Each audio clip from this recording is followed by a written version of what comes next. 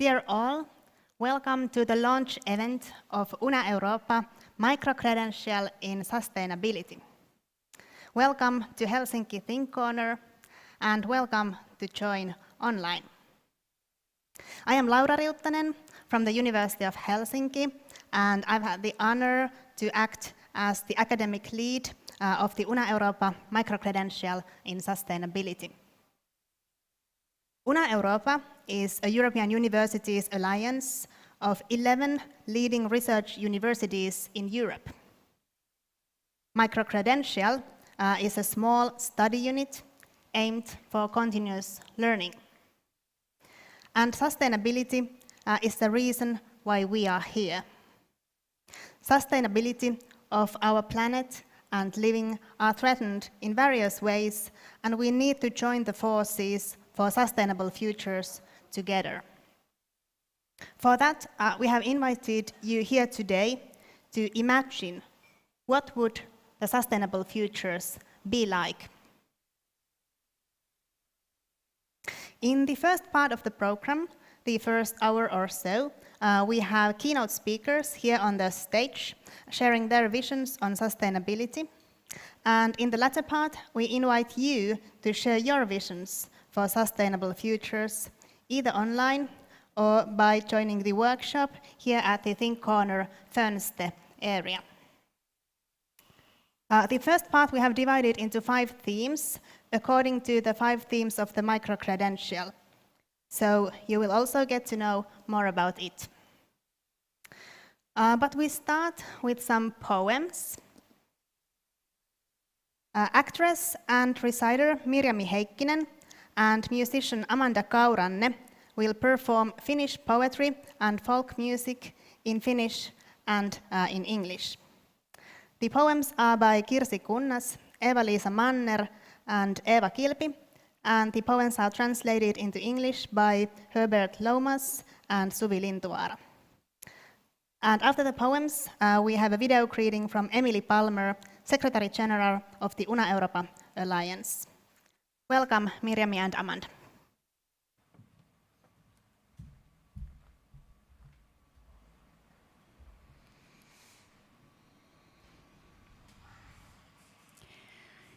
Ehkäpä puut ovat täällä puhuakseen.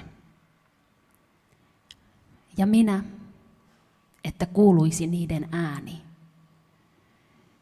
Puilla on keuhkojen muoto ja keuhkoilla puiden. Kivi muistaa.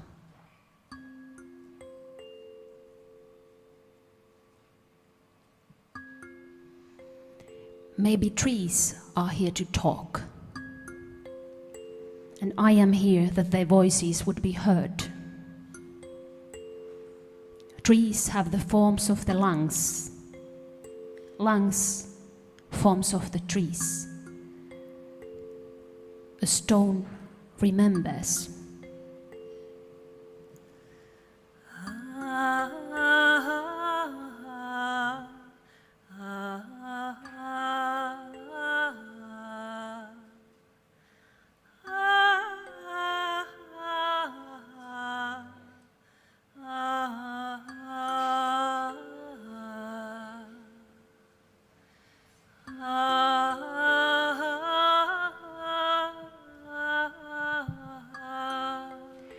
Kuolleemme puhuvat meille tajuntamme kautta. Niin kuin suo hengittää, tuoksuu, upottaa, kuplii ja kukkii.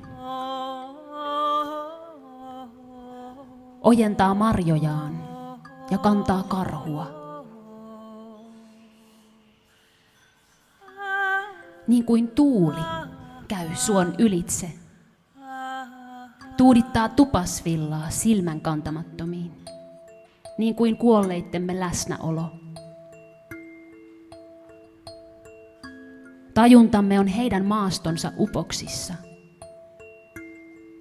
Mielemme syvyyksissä huojuvat hukutetut kasvit. Kuolleemme juurtuvat meihin, lepäävät meissä. Mielemme on uppopuista raskas ja kenties hedelmällinen.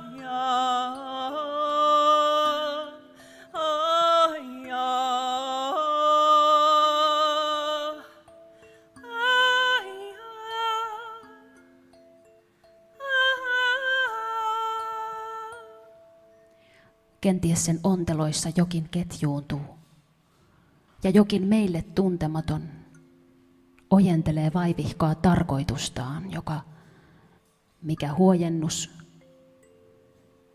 ei kuulu meille. If grief smoked, the smoke would shroud the earth. Yet under this grief there is fire, my heart that burns, burns, and doesn't burn out. Jos suru savuaisi, maailma peittyisi savuun. Ja silti tämänkin surun alla on tuli.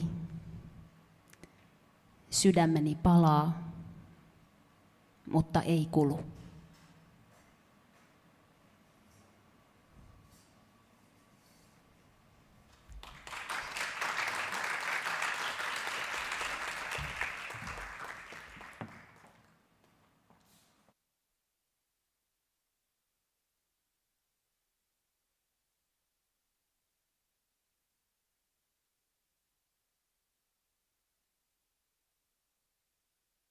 Hello, my name's Emily Palmer and I'm the Secretary General of Europa. I'm delighted to be speaking on this occasion of the launch of Europa's first Micro-credentials programme. Europa brings together 11 of Europe's strongest research-intensive universities, and together we're committed to building the university of the future. Micro-credentials allow for more flexible and inclusive ways of learning, allowing learners of all backgrounds access to education of the future. They address skills development demand to meet changing requirements of the labour market and support employability. Europa has a vision to create micro-credential programmes that are relevant for the international market. Our alliance makes it possible to create micro-credential programmes that fit easily into degree programmes. This requires a unique coordination to bring the added value to our students that are otherwise not able to access courses in another country. Sustainability is a key priority of the Europa Alliance, both in terms of educational programmes and research, but also in terms of our institutional commitments to protect the climate. This Micro-credentials programme covers sustainability from multiple national and cultural angles, as well as including interdisciplinary perspectives vital to the future. Thank you for this opportunity, and I wish you a successful launch event.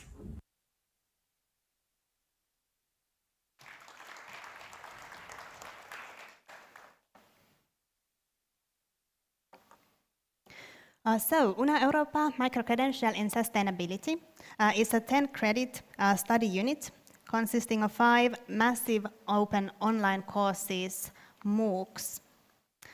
The first course is an introductory course to the topic, Introduction to Sustainability, 3 credits, led by the University of Helsinki. The 4 other ones are Climate Now, 2 credits, led by the University of Helsinki, Biodiversity Now, 2 credits, led by the University of Helsinki and University of Eastern Finland. Political Economy of Sustainability, 2 credits, led by Jagiellonian University. And Sustainability and the Arts, Between Collective Actions and Cultural Industries, 1 credit, and led by the University of Bologna.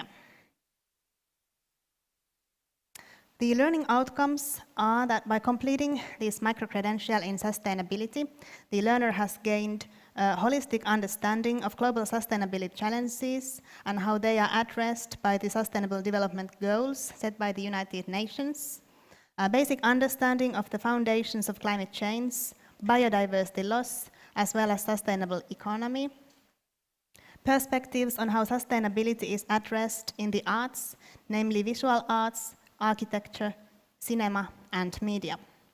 interdisciplinary skills and critical knowledge to analyze sustainability, its various indicators and the hindrances and impacts of sustainable development, and a systems perspective to the interlinkages between the different aspects of sustainability, as well as their political, socio-cultural, economic, and technological backgrounds.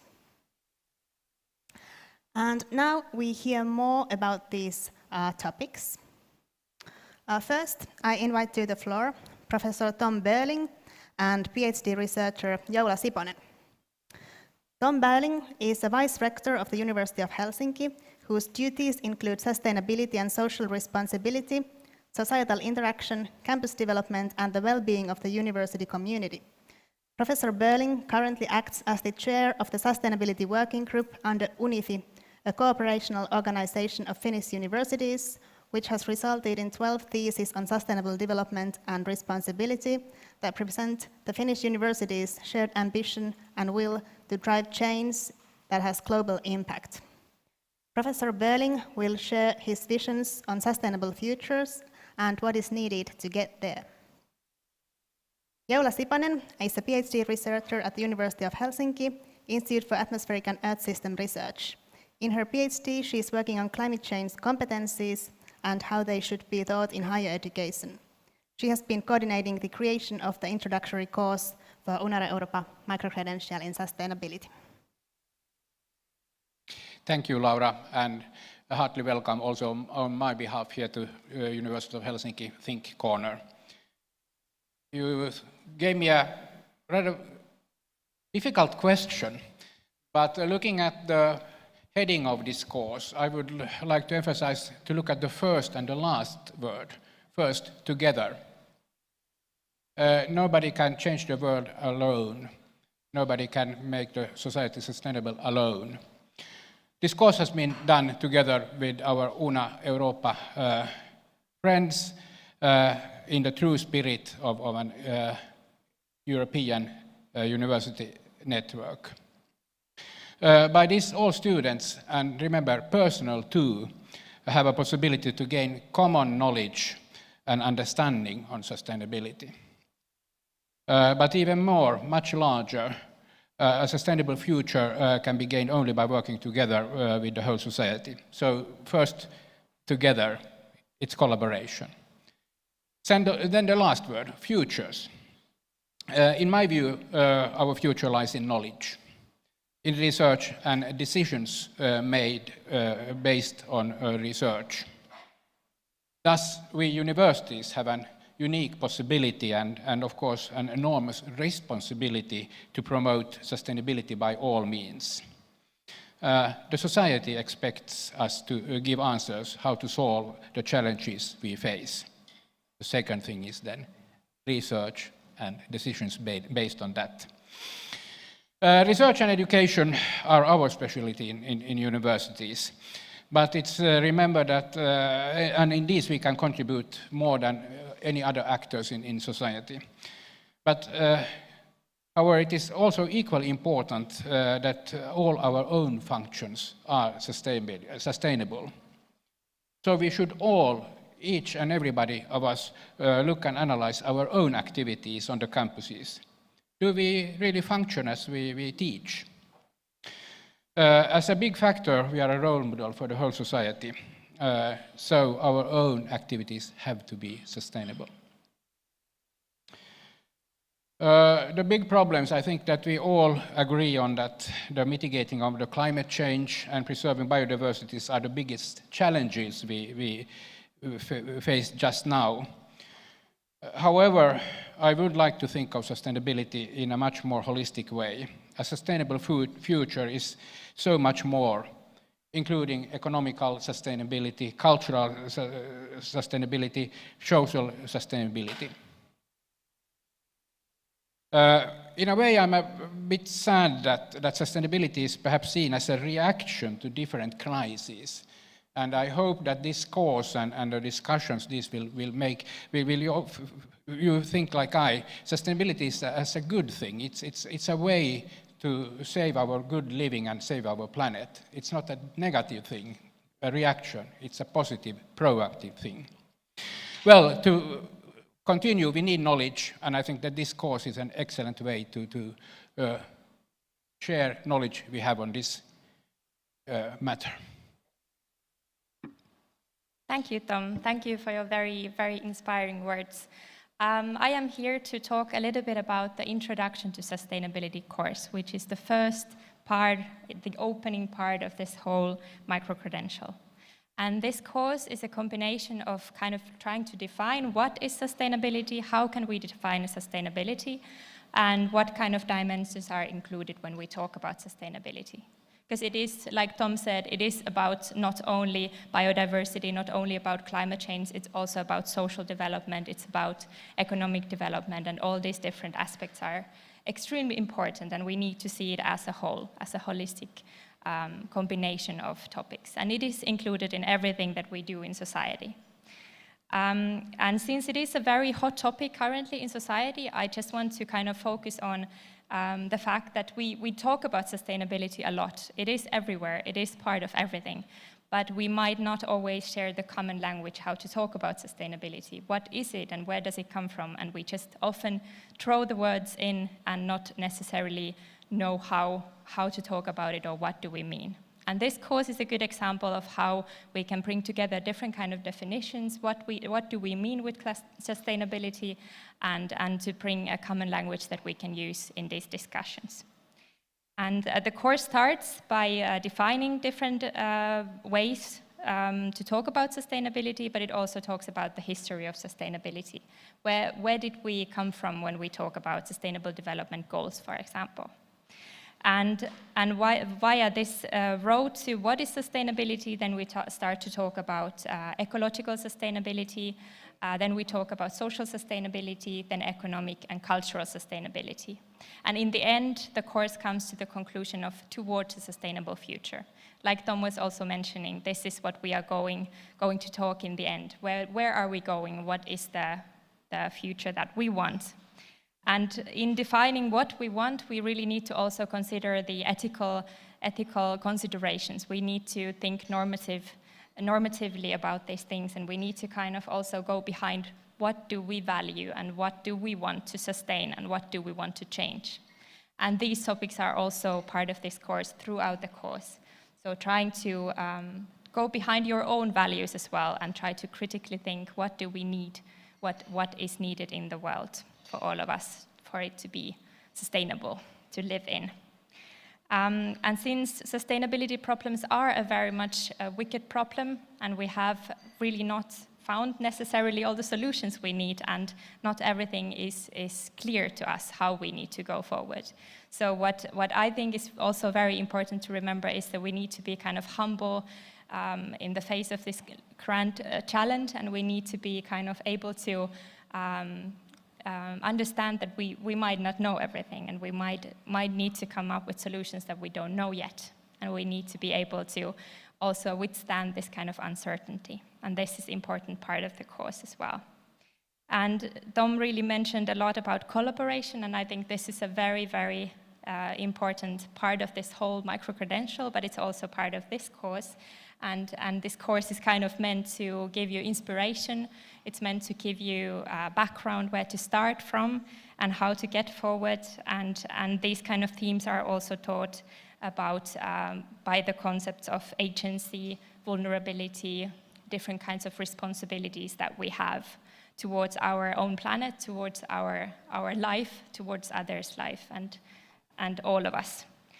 And also at the same time trying to find your own leverage points in the systems and in society. How can you affect the change, and how can you make the change happen as an individual, but also as a society, as a community, and as a whole, the humankind basically. And I really want to welcome you all on this course, the Introduction to Sustainability, to update your own knowledge. All of you basically are welcome, and kind of get one view of sustainability and get inspired to learn more and to dive into the depths of sustainability more. And maybe together we can change the world. Thank you so much, Joula and Tom.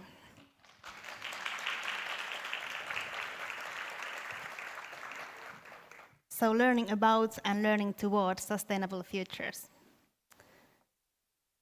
Next, I invite to the floor student Aku Houttu and Professor Jaana Beck. Aku Houttu is a student of Global Political Economy at the University of Helsinki and also member of the board in the Student Union of the University of Helsinki, where his responsibilities include educational policy, Finnish parliamentary elections, and environmental affairs. He will share his visions on sustainable futures where climate change is solved. Jaana Beck is a professor at the University of Helsinki working on climate change, biogeochemical cycles, terrestrial ecology, and soil processes in boreal and Arctic ecosystems. Her expertise is in forest management, ecosystem climate feedbacks, and ecosystem services. She has been teaching climate change course at the University of Helsinki since 2016. Hello. So I think from my point of view, I focus on the climate change from my studies, which are global political economy, and which is a subfield of world politics. And I think by nature, climate change is an issue that is quite well fitting to solve for world politics. Since we need cooperation, we share one atmosphere in our planet. It's by nature a problem that requires cooperation between states and different international actors. And in my studies, I focus, for example, what are the contradictions in politics in level of international organizations and why there is lack in action. For example, problems are related to issues like fair distribution of responsibility between rich and poor nations. But first, I think maybe the basics of climate change are important to know, since to get understanding on the central issue of our time, what is the current situation and what are possibilities of actions regarding mitigation and adaptation. These are things to consider in world politics also. The effects of CO2 are here already and also after us, so from perspective of climate justice, we all need understanding of the basics. From my own point of view, as a young person, climate change will follow me throughout my life.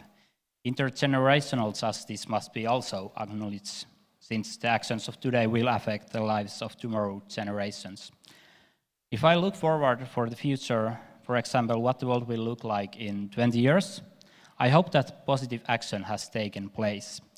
People have been organized together and pushed forward changes that enhance global cooperation and democracy in a way that we are on a way towards a carbon-negative societies all around the world. This change will keep everyone on board and nobody is left behind. It will require solidarity among nations and people where own short-term self-interests have been put aside and we see the positive side of each other in our actions. Those who have will distribute wealth to those who don't, and where our livelihoods are affected less by climate change, will be helping others who seek refuge.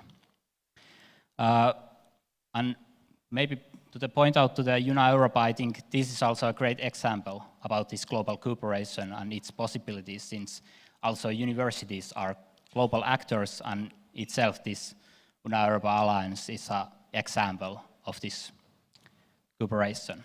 Thank you. Thank you, Aku. Really important points from students' perspective. I'm bringing here a teacher's and educator's perspective. Like Laura said, I've been teaching this Climate Now course since 2016, and I was also creating the materials for that together in a very broad consortium that was funded by Sitra. Since then, it's been used in 5-6 years.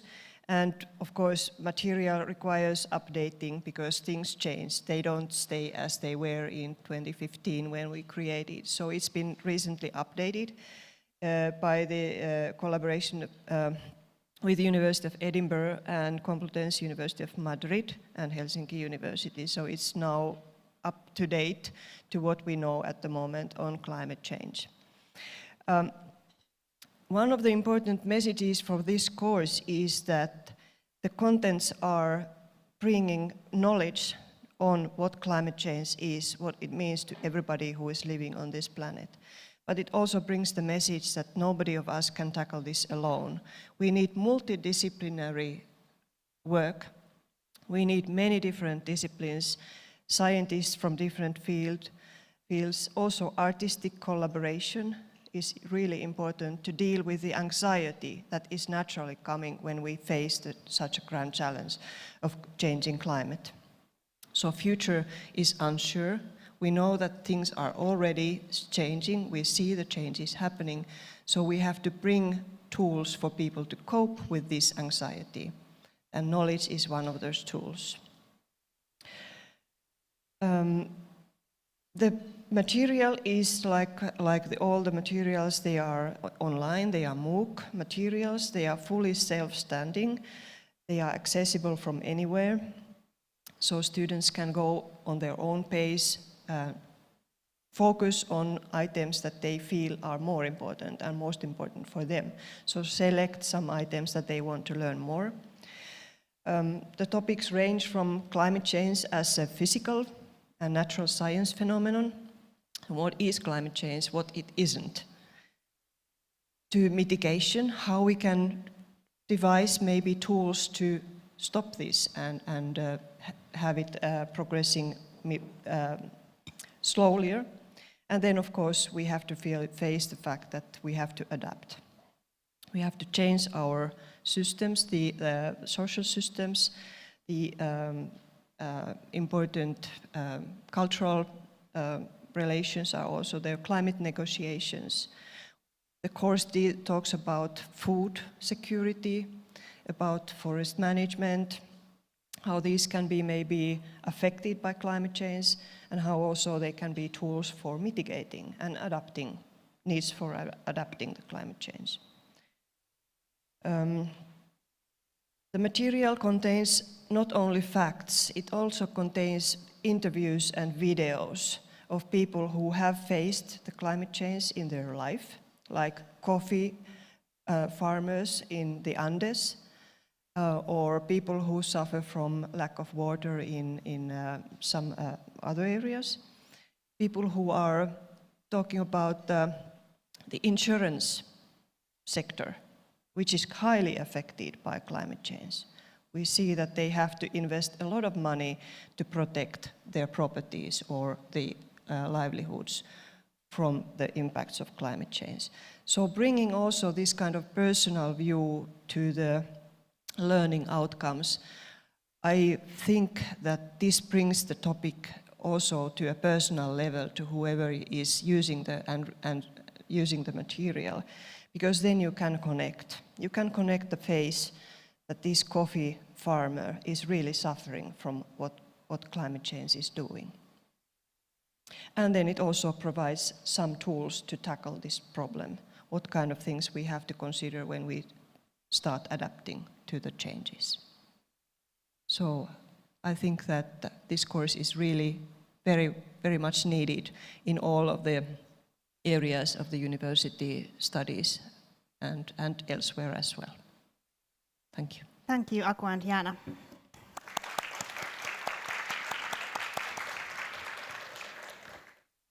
So these complex challenges require us to take different perspectives and also collaborate across borders. Next, I invite to the floor Project Coordinator Emma Sairanen and Professor Elina Oksanen. Emma Sairanen is a young sustainability professional and an environmental advocate working at the Finnish Innovation Fund Sitra to advance global collaboration on promoting circular economy and halting biodiversity loss. She is also representing Finnish youth in the UN biodiversity negotiations. Emma Sairanen will tell us why biodiversity matters and why everyone in the working life should take biodiversity into account.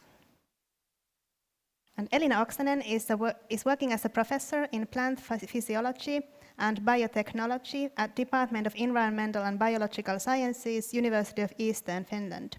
She has expertise in plant biology, forest ecology, biodiversity, environmental science and climate change. Professor Oksanen is the academic lead of the Biodiversity Education Network Finland and has dedicated her time to the new Biodiversity Now course. So, I was posed the question, why should we care about biodiversity? In essence, biodiversity is life, diversity of life on this planet. So the question is really much about why should we care about sustaining life? Why should we care about what is happening to the life around us? Biodiversity loss, just like climate change, is an existential crisis for us humans. We are fully dependent on thriving nature to fuel our economies, to promote our health and well-being, and to inspire our cultures. Halting and reversing biodiversity loss is possible, but needs deep changes in our societies, including the ways we produce and consume. Although knowledge in itself will not change the world, in many instances, educating ourselves can be the first step towards understanding a problem and finding solutions. So if we then move to businesses and working life, I think that understanding the web of life on this planet, the threats it faces, and the possible solutions is really key for businesses to mitigate risks related to biodiversity loss and to realizing the opportunities that come with regenerating nature. One great risk for our current economies is that all of our economic activities are very much dependent on nature and ecosystem services that we have for way too long taken for granted.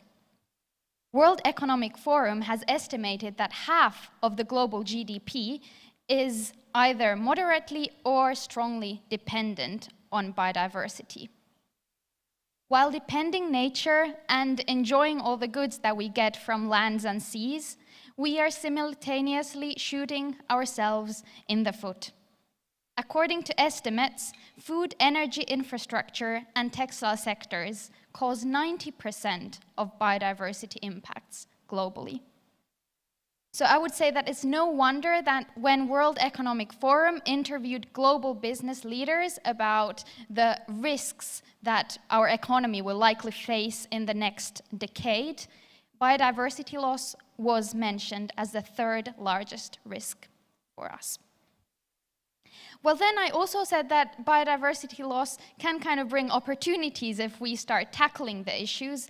So really by regenerating nature, companies can both receive material and immaterial benefits, like attracting more funding, improving the resilience of value chains, and polishing our brand image, of course, as well.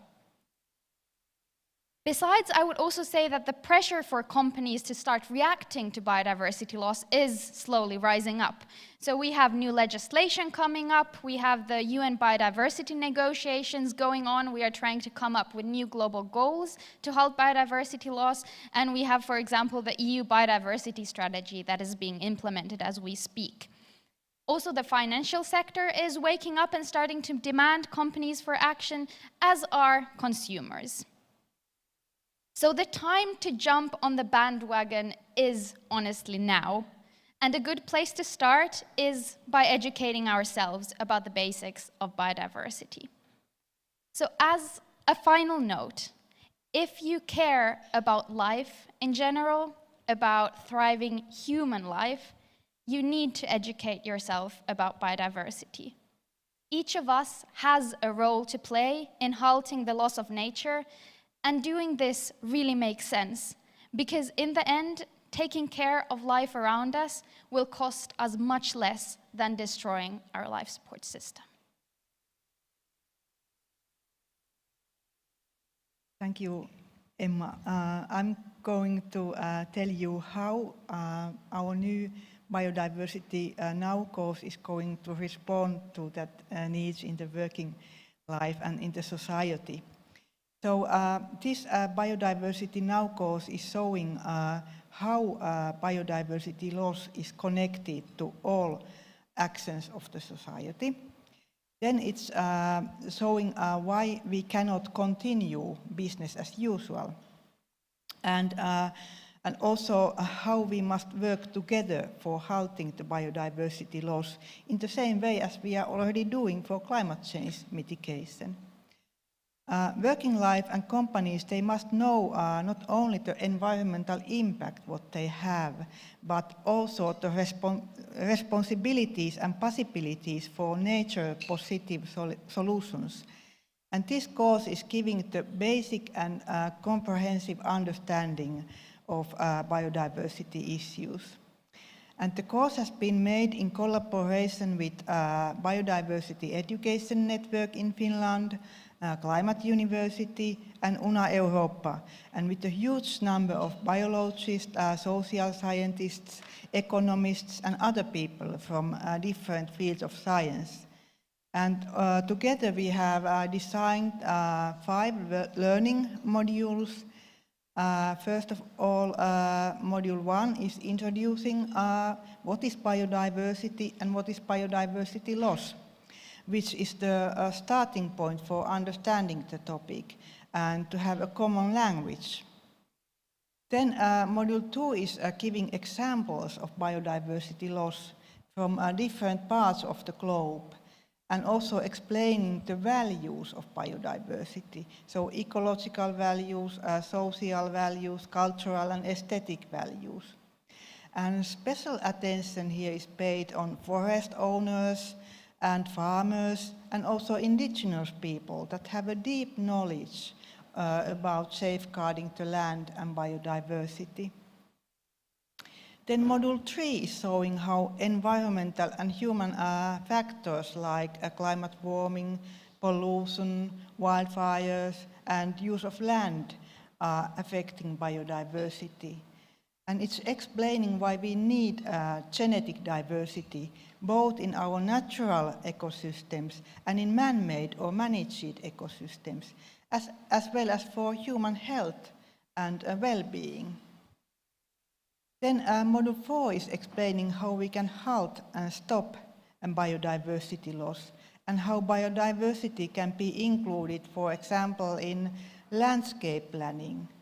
And it's giving examples of successful conservation cases and explaining the concept of biodiversity offsetting, which is one of the key tasks for the society in near future. This module is also linking economy and politics to biodiversity issues. Here we have nice examples of companies committed to sustainable development, as well as individual people and artists showing different ways to affect and work for biodiversity.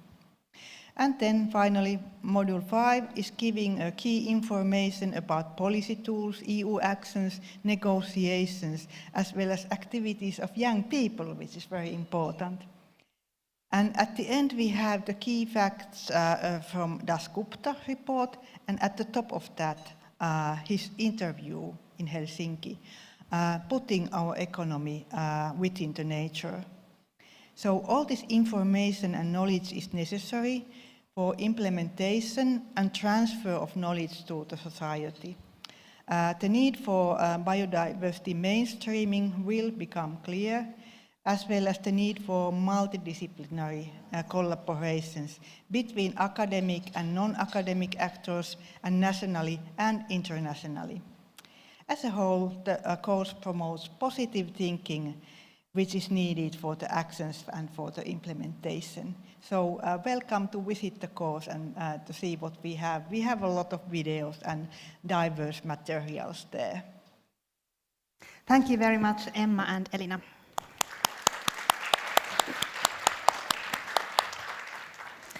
So to take care of the life, it's not enough that we collaborate with humans of all fields, but we also need to collaborate with our co-species on this planet. Next, we take online connection to Krakow, Poland. There we have Eva Jaros and Maciej Krocicki. Eva Jaros is a member of the Wawelska Food Co-op and a co-founder of the Polish Food Co-op Network. Professionally, she works in the field of the circular economy within the food sector, currently as Operations and Sustainability Manager at RepRed, a startup focused on the revaluation of surplus bread. She will talk about why economic change will start in the margins in the organizations that actually learn from the ecosystems. Maciej Krocki is an ecological economist and researcher at the Jagiellonian University, member of the board of the Polish Economic Network and trade union activist. He conducts research on the international political economy, global supply chains, and the economy of commons, including forests. He seeks solutions for a sustainable and fair economy in the spirit of degrowth. Dr. Krocki is the academic lead of the MOOC Political Economy of Sustainability. Yes, hello. Thank you for having me here. It's a real pleasure to be with you. And first of all, I want to congratulate all those who took part in creating this course. I do believe that if we are to build viable alternatives to the current system, we very much need this critical and scientific approach to climate crisis. Especially that this year we mark the 50th anniversary of since the term sustainable development was coined and promoted as framework for like human operations, but all the indicators that it was supposed to be measured by are nothing but alarming. So yeah, I think it's very important. So I'm here because I was asked to share some thoughts on an economic system coming from the practice or practice within the like alternative food network system. I represent a food cooperative, and basically we are a group of people who buy together food from local producers and farmers, but also work together and co-manage the organization together. And when I think about how it's changed, the way we define the purpose of this kind of organizations, we started with the idea of improving the accessibility and affordability of local and seasonal food, and also getting closer to where our food comes from. Then we moved to more thinking about the organic production, the ecological aspect of how our food is produced. But now I think what stands for me the most is the fact that what we are doing within these alternative food networks is the fact that we're building local food systems, not based on concept of like ownership, private ownership, or the concept of profit, but rather on like community governance and reproduction of what we define as common. So there are many implications to this fact. One being that not one person can sort of capture the value that we create as a community, but also many problems with waste and losses that are common in the like the dominant model, coming from the need to, let's say, commodify fancy single-use packaging or promoting overconsumption, sort of solve themselves. And the second aspect that is like important to me is that participation in those alternative food networks provides a sort of infrastructure to imagine, experience, but also make a habit of sort of a more restrained or a little less comfortable lifestyle, we, on the one hand, do provide the abundance of local quality food, but on the other hand, members are asked to work, bring back all those packaging, return it, or I know face sometimes sudden shortages of certain products because I know there was a rain in the past week. So on one hand, it is currently sort of a limit to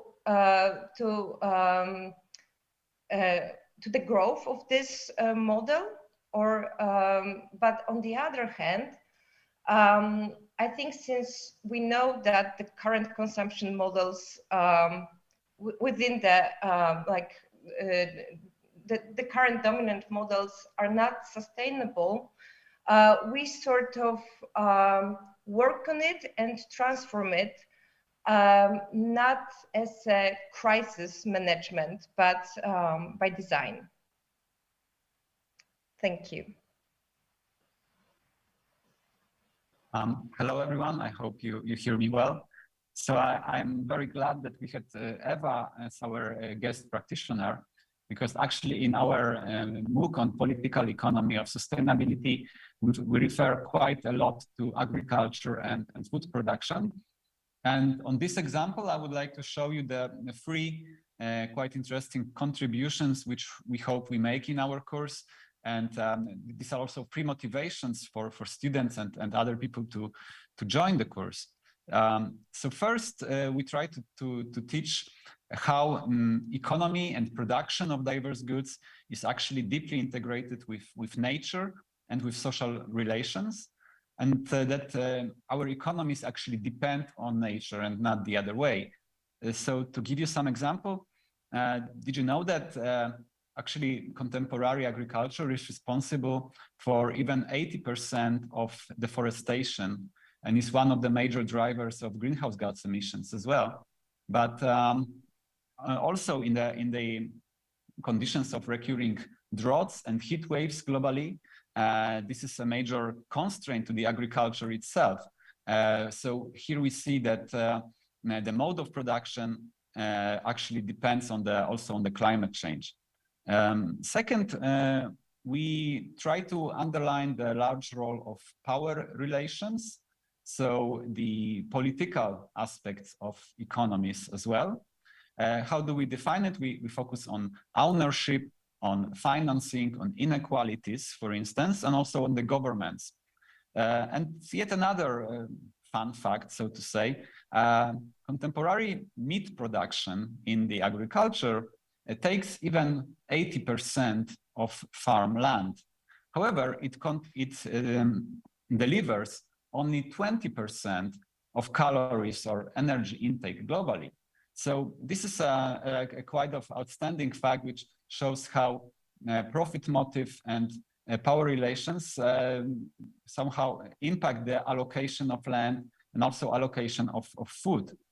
So there is a massive excessive food production, but at the same time, many people globally are hungry.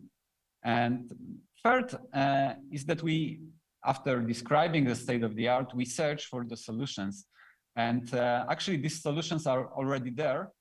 For instance, in the cooperatives or in the trade unions and social movements, they are actually at the margins of the old system, but also they are deeply integrated with the nature. They often learn from the ecosystems or try to mimic the ecosystem with such values as mutual respect, cooperation, or solidarity. So, for instance, organic farming, such as promoted in Babelska Food Cooperative in Krakow, often can meet the productivity of the industrial farming.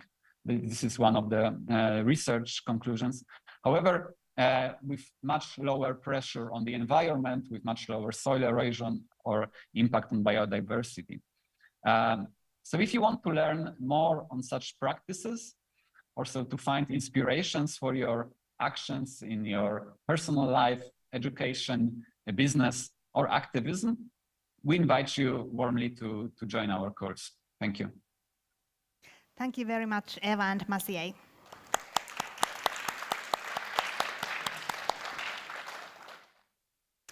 And our last visit of today, we will head to Bologna, Italy.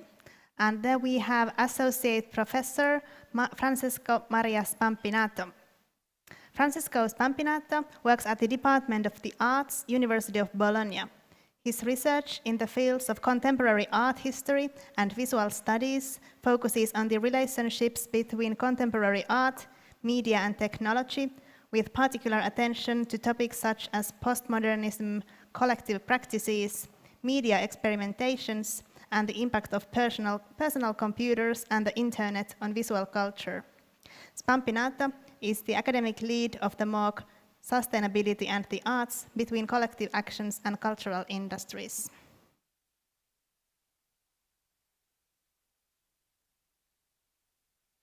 Hello, good morning. Can you hear me well? Hello. Good morning. Can you hear me well?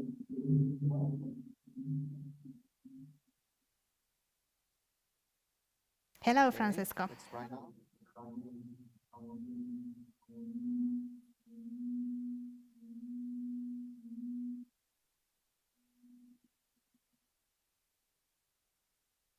I think we have a problem with echo.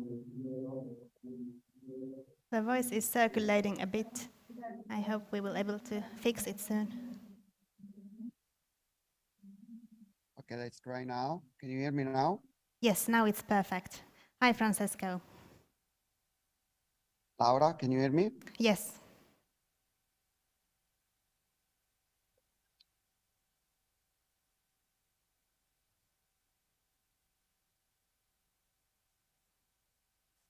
Okay, do you hear me well? Okay, great, thank you.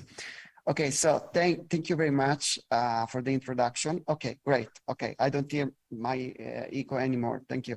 So first, I would like to show you this audience that we gathered today. They are here with me. Can you see them? It's a terrific group of students interested in, hopefully interested in joining the micro-credential. And okay, so I'm ready to talk a little bit about our contribution to this MOOC, to this micro-credential. We are very proud to have had the chance to contribute to this pioneering study program. A micro-credential is a new format of higher education. And this MOOC in particular is kind of experiment in an interdisciplinary approach. What we do in this MOOC is talking and dealing with sustainability, but from the point of view of the arts and visual culture. As issues related to the Anthropocene and the so-called Great Acceleration or the sixth mass extinction have become increasingly urgent, it is timely to explore what is the role of the arts and what is the role of images in shaping our understanding of this crisis. And to do so, we have adopted an interdisciplinary approach so that within the department, there are contributions from scholars who deal with architecture, the visual arts, or cinema and media or political theory. So still within the arts, but from different angles.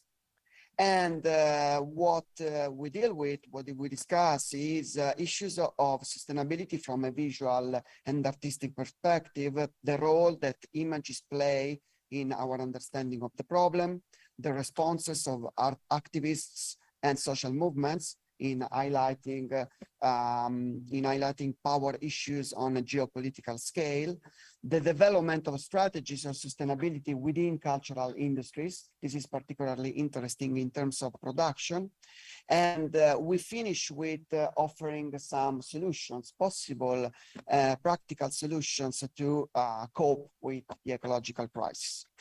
The MOOC is structured in 4 units, 4 weeks. And each of them addresses the same topic from a different angle. The first one is about perceptions. How do we perceive and how do we understand issues of sustainability through the arts? The other one, the second one is about reactions. So how do we react? How do we respond to this crisis? And then productions, how do we adopt a sustainable mindset when producing the arts, when producing, for example, a film, when producing, media, or creating a building in architectural terms. And the last one is about solutions, which is, in between speculative solutions on one side and practical and doable paths to follow. I will tell you a little more about it. For example, in the unit 1, we discuss representation and discussion of sustainability related issues in the visual arts, architecture, cinema, and television. How do film, media, architectural and artistic productions engage with themes related to ecology and climate change through forms of representation? For example, in that case, one of the lectures is about the representation of planet Earth, how and what is the genealogy of and the progress of the visual representation of planet Earth. We started from, early maps of Earth as a flat, as a flat idea, and then it became more and more detailed over time. At some point, it became a globe, and then this globe is possible to be navigated today through, the internet and whatever app we have at our disposal. In the same unit, we discuss issues of representation of sustainability in architecture. How do certain buildings, certain urbanistic projects deal with these, problems? And also we discuss representation of sustainability in feature films. For example, the lecture in this unit is about Hayao Miyazaki's animations. How do we see and we understand sustainability through Miyazaki's animations? This is a very, very key example because, is a very well-known and very popular animation director. The second unit is about reactions, and it starts with considerations that are based on political theory. But also we go into case studies. For example, take Extinction Rebellion. Extinction Rebellion is a social movement, but it started out as a kind of artistic project, considering that the starting point was a symbol, an image, a logo, which became ubiquitous and became a sort of, a symbol for sort of imagining a change. People in the 60s used to talk about imagination at power, using imagination in order to start creating a change. And we can see that in contemporary social movements. Another topic to be discussed in this second unit about reactions is indigenous culture. A lecture from a colleague from Helsinki actually is about Sami culture, this indigenous population in Northern Europe. The third unit is about productions and how can we adopt a sustainable mindset, a zero waste mindset when producing, for example, films. Do media industries adopt a similar mindset?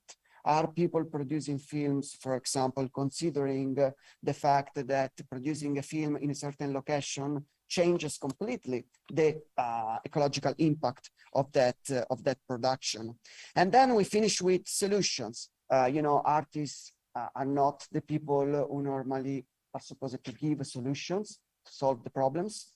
However, artists have these, very peculiar and very well-respected position in society. They can say things that nobody else says. They can sort of start and trigger process of imagination that might hopefully have an actual impact on society. So we want to finish with that, and we hope that you will enjoy this MOOC and the full micro-credential for those of you who will enroll. Thank you. Thank you very much, Francesco. So these were the 5 courses that altogether make the Una Europa Micro-credential in sustainability. And after completing these 5 courses, learner gets a certificate proving the competence in understanding the dimensions and complexities of sustainability. But now, not only to talk about arts and sustainability, we invite back to the stage Mirjami Heikkinen and Amanda Kauranne to share some more poems with us.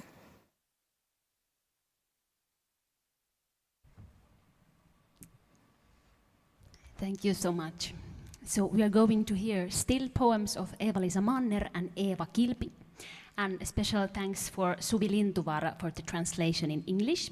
And I also just spontaneously added one poem, a short poem in Italian, since I saw this, since I've been studying Italian and I saw this beautiful group. Quindi ho aggiunto una piccola poesia in italiano quando ho visto questo gruppo bellissimo che state lì a Bologna.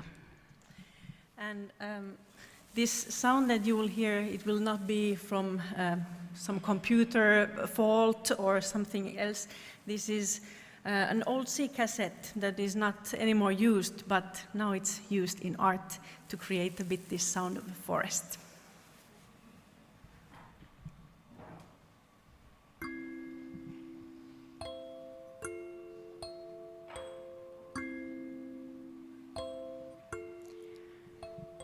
Jättää yksilöllisyytensä vaatteet yhteisyyden rannalle ja uida. Minun on aina uitava ylitse, aina toista rantaa kohti. Näen jo kerran anonyymin varjoni kiipeävän jyrkännettä ylös ja häviävän metsän hiljaisuuteen palaamatta.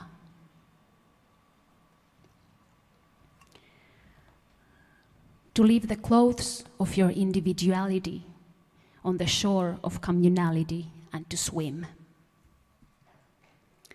I always have to swim across, always head over to the other shore. Once I did see my anonymous shadow climb up a cliff and vanish into the silence of the wood without coming back.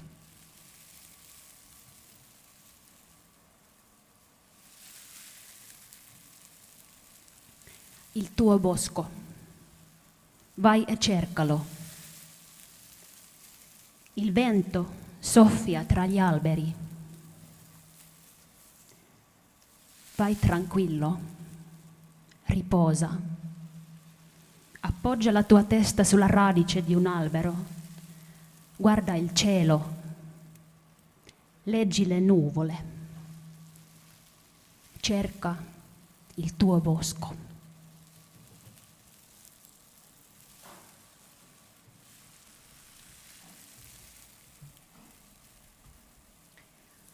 O spruce, my brother, birch, my sister, pine, aspen, alder so dear. Maple, willow, birch-cherry, buckthorn, rowan and juniper, people of mine. I ask you to let me come to your midst. I ask you to close me in your arms. I join my sorrow with yours as one. I share my need and woe with you. I'm mud and marsh. I'm mushroom and moss. I'm a patch of cranberry cradling a viper. I bear the same pain.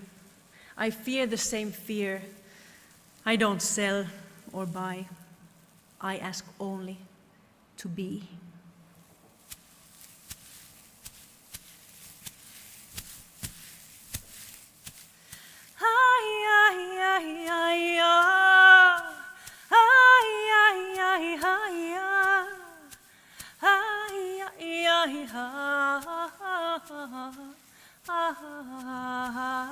Oi veljeni kuusi, siskoni koivu, mäntyni, haapani, leppäni oi. Vaahtera, paju, paatsama, tuomi, pihlajat, katajat kansani. Joukkoonne minut ottakaa mukaan, syliinne minut sulkekaa. Suruni, teidän suruunne liitän, hätäni teidän kanssanne jaan. Olen mutaa ja suota, olen sieni ja sammal. Olen mättäällä, karpalo, lakka ja kyy. Samaa kipua kannan, samoin säikyn ja pelkään. Minä pyydän vain olla, en osta, en myy. Oi veljeni kuusi, siskoni koivu, mäntyni, haapani, leppäni oi. Vaahtera, paju, paatsama, tuomi, pihlajat, katajat kansani. Oi veljeni kuusi, siskoni koivu, mäntyni, haapani, leppäni oi. Vaahtera, paju, paatsama, tuomi, pihlajat, katajat kansani.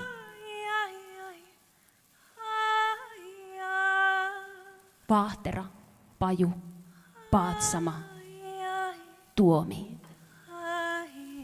pihlajat, katajat kansani.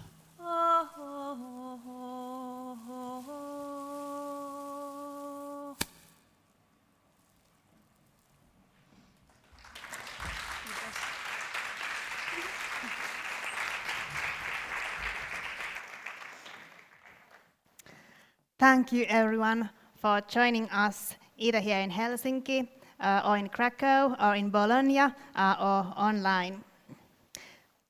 And big thanks to all who contributed in the production of the Europa Micro-credential in sustainability. We are dozens of people across Europe and beyond.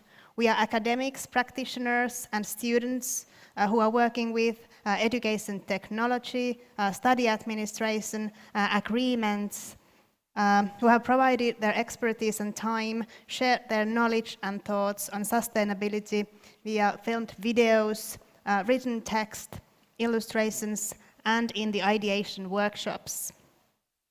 I envision that this micro-credential is a start of bringing us together across Europe, across disciplines, to work together for sustainable futures. And for that, I invite you first to join the workshop that will start in a couple of minutes here in Helsinki in the Think Corner Fönster area, but you can also join online. We have for that created a Miro board you see on the screen or in the chat. And either in the workshop or online, we invite you to share your visions for sustainable futures around 5 questions. What can sustainability transformation give us? How would a carbon neutral life look like? Why is biodiversity important for me? What would a just economy look like?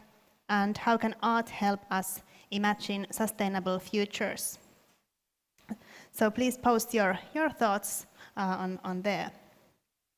And also, I invite you to join a LinkedIn group we just created, Together for Sustainable Futures, to stay in contact with each other and continue sharing the thoughts and the work. And we will also share the workshop outcomes there. So, Together for Sustainable Futures.